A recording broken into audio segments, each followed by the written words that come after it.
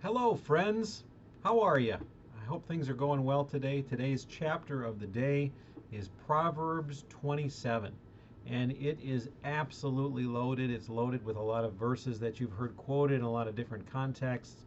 I started making a list of the verses I wanted to talk about, and my list had most of the verses in the proverb on it. So, what I decided to do was make a list of the verses that I didn't completely understand when I first read them and required me to do some more research. And I thought I'd just share the results of what I learned about these proverbs so that we can all get a little bit of a richer understanding. Because my experience is if one person has a question about something, it's often shared by a lot of other people in the group. So I hope this is helpful to you. Like I said, great verses all the way through 4, 5, 7, 9, 20. All wonderful verses. All of them are wonderful verses. Those are some that really spoke to me personally and circumstantially today. But the first one we're going to look at that caused me some confusion was verse 14.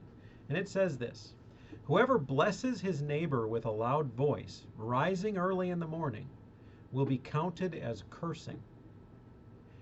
And I thought to myself, what on earth is that about? So we're counted as cursing if we bless our neighbor? Well, really, the loud voice is the key of that passage. Because what it's saying is if you like to make a big show out of showing what a great person you are by being really excited to see people and really enthusiastic about things that are going on, more excited and more enthusiastic than you actually feel, where really what you're doing is you're showing off how great you are in the way that you interact with other people. That's the same as cursing, because you're putting yourself above that person. You're making them look bad compared to how bubbly and energetic and wonderful you are. So it's about humility in that verse, and there's a lot to be learned from that. Next one that jumped out was verse 19. As in water, face reflects face, so the heart of man reflects the man. And sometimes I just get lost in some of these metaphors. I kind of understand what it's saying, and then I read it again and go, wait, man, heart of man reflecting man in the water? What? What it's talking about is we get a really clear picture of what we look like when we look at our face in still water. And the same thing happens when people around us see the outflow of our heart in our actions and our words and our choices that we make. So we see that heart, and when people see that heart, they're seeing who we really are. What really drives us, what's really important to us, comes out in the ways that the overflow of the heart makes the mouth speak and makes the body act. So that's what that one's about. And then finally, verse 21. This one, frankly, I think was the most difficult one.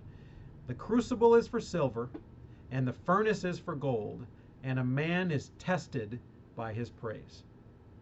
We'll start out with the kind of metaphor part. The crucible and the furnace are the machines or the things that get gold and silver hot enough so that the good gold and silver is separated from what's called, I believe, the dross, the stuff they got to get rid of that isn't pure. Other substances that are trapped in those metals.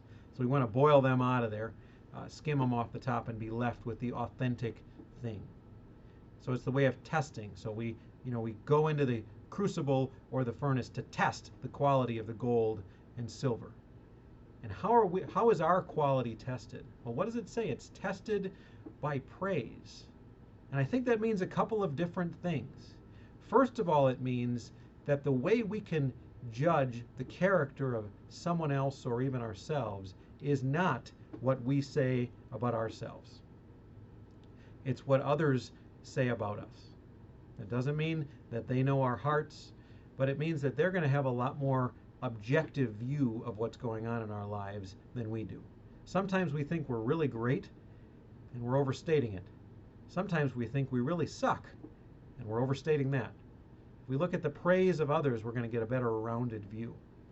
But the second thing this means, and equally important, is that the true test of our character is how we respond when others are praising us. You look at David and Saul, and those are people that were praised by the people around them, and that praise drove them in very different directions. And the same thing can happen to us. When we get in a situation where we've done well by the standards of the world or even by the standards of the church and the people around us, if that fills us up and makes us feel like we're better than others, and it'll often expose character flaws. But if our response to praise is humble and Christ-centered and God-honoring, that's going to show our true character, because that's a time when the world doesn't expect us to react in that way.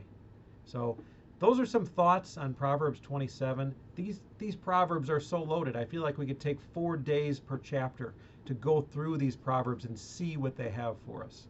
But my encouragement to you is read them a few times, and when you hit a proverb that you don't understand, dig into a little bit. Look up some resources. Look up commentaries on that proverb to see what really smart people in the past have had to say about it. That's what I did. I learned a lot today, and I'm glad I'm able to share it with you. So God bless all of you. Keep on reading. We've been doing this for 2 years. It's been such a blessing, and I can't wait for the next year of reading some more scripture. God bless.